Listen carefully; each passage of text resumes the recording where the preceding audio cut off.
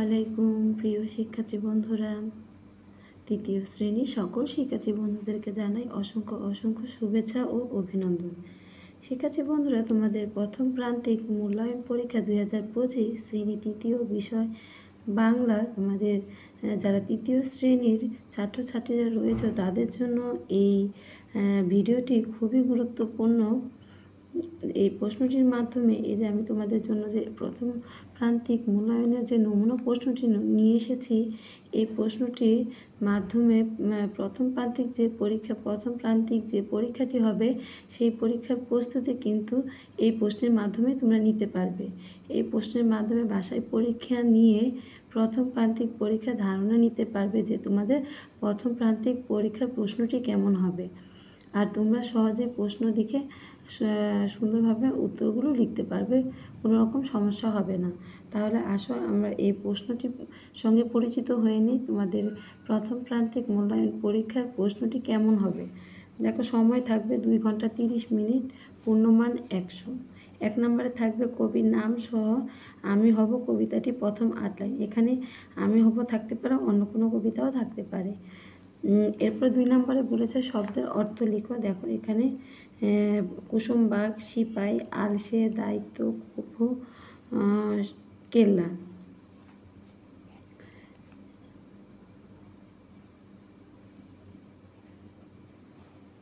এই যে শব্দার্থগুলো রয়েছে, এই শব্দের অর্থগুলো তোমরা ভালো করে পড়ে নিবে। এই শব্দের অর্থের থেকে তোমাদের নাম্বার থাকবে 10।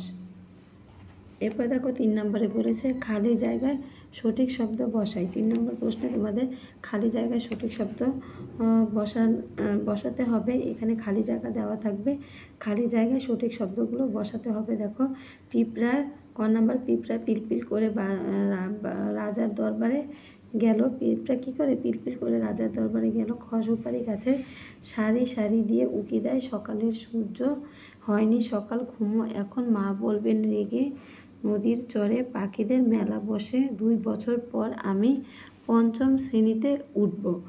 এরকম 3 নম্বরে তোমাদের কিছু শূন্যস্থান পূরণ থাকবে, সঠিক জায়গায় শব্দ বসানো থাকবে। তোমরা এই 3 নম্বর প্রশ্নের উত্তরটিও ভালো করে পড়ে নিবে। এরপরে দেখো শব্দের অর্থ কুসুমবাগ। কুসুমবাগ দিয়ে তোমাদের শব্দের অর্থের উত্তর হচ্ছে ফুলের বাগান, সিপাই সৈনিক, আলসে অলস, দায়িত্ব কাজ, কবু কখনো, বাদল বৃষ্টি, কেল্লা দুর্গ। এই যে শব্দের অর্থগুলো রয়েছে, এই শব্দের অর্থগুলো তোমরা ভালো করে পড়ে নিবে, তোমাদের পরীক্ষায় শব্দের অর্থ আসবে। এরপরে দেখো 4 নম্বর রয়েছে নিচের প্রশ্নগুলোর উত্তর দাও। যে কোনো 5টি 10 নম্বর দেওয়া থাকবে। দেখো 4 নম্বর নিচের প্রশ্নগুলোর উত্তর দাও। যে কোনো 5টি প্রশ্নের জন্য তোমাদের 10 নম্বর দেওয়া হবে। খোকা কি হতে চায়? ক নম্বর প্রশ্ন। পিঁপড়া রাজার দরবারে গেল কেন? গ কে মুরগির ডিম ভেঙেছিল? ঘ নাদের চাচার ঝুড়িতে কি কি মাছ ছিল? উম গ্রামের প্রকৃতি তিথির কেমন লাগে? চ আপা কি কি জিনিস সাথে নিতে বললেন? এই যে আমি প্রশ্নের উত্তরগুলো তোমাদের জন্য নিয়ে এসেছি। দেখো খোকা সকালের উত্তর হচ্ছে খোকা সকালবেলার পাখি হতে চায়। খ নম্বর উত্তর হচ্ছে মুরগি পিঁপড়ার বাসা ভেঙে দিয়েছে, তাই পিঁপড়া বিচার চাইতে রাজার দরবারে গেল। এরপর গ নম্বরে রয়েছে উত্তর সাপ মুরগির ডিম ভেঙেছে। গ নম্বর প্রশ্নের উত্তর হবে নাদের চাচা ঝুড়িতে পাবদা, পুঁটি আর একটি মাঝারি আকারের বোয়াল ছিল। ম নম্বরে উত্তর আছে গ্রামের প্রকৃতি দেখে তিথির মন ভরে যায়। 6 নম্বর উত্তর হবে আপা পানি, কলম ও নোটবুক সাথে নিতে বললেন। 5 নম্বর প্রশ্নে থাকবে দেখো নিচের ফলাযুক্ত বর্ণগুলো দিয়ে একটি করে শব্দ লিখো এবং বাক্য রচনা করো। এই যে শব্দগুলো রয়েছে, এই শব্দগুলো দিয়ে যুক্ত বর্ণগুলো দিয়ে একটি করে শব্দ লিখতে হবে, এমনকি ওই শব্দ দিয়ে বাক্য রচনা করতে হবে। যে কোনো 10টি তোমাদের 10 নম্বর দেওয়া থাকবে। 6 নম্বর বলেছে যুক্ত বর্ণ ভেঙে দেখা ও একটি করে শব্দ লিখো। যে কোনো 5টি, এখানে 10 নম্বর দেওয়া আছে।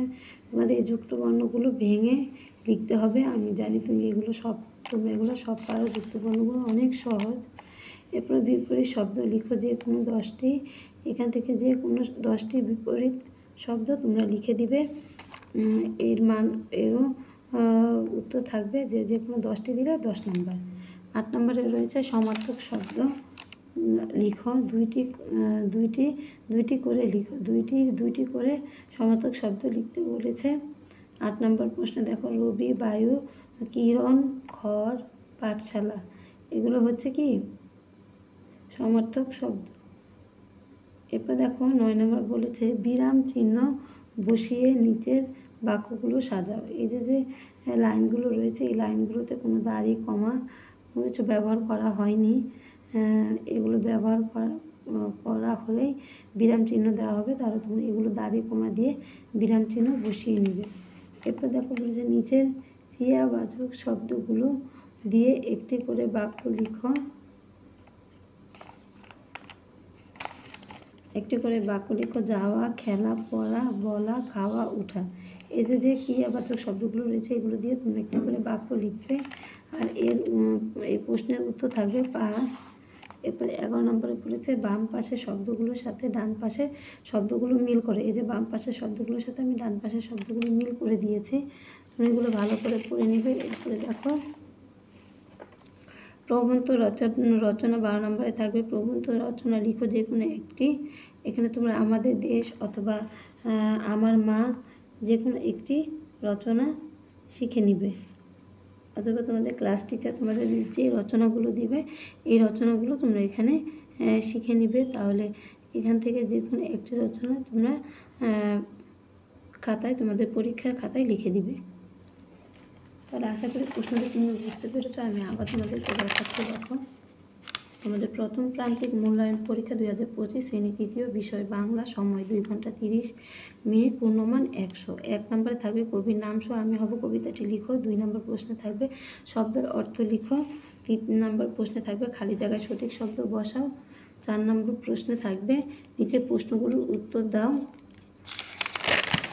এরপরে 5 নম্বর প্রশ্নে থাকবে যুক্ত বর্ণ গুলো দিয়ে একটি করে শব্দ লিখো এবং বাক্য তৈরি করো। এরপরে 6 নম্বরে থাকবে যুক্ত বর্ণ ভেঙে দেখাও ও একটি করে শব্দ নাও। যে কোনো 5টি, এখানে 10 নম্বর থাকবে। এই যুক্ত বর্ণগুলো ভেঙে কী করতে হবে, একটি করে শব্দ তৈরি করতে হবে।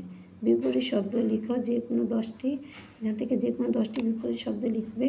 রাম, শহর, সাদা, কালো, এভাবে করে বিপরীত শব্দগুলো তোমরা 10টা লিখে দিবে।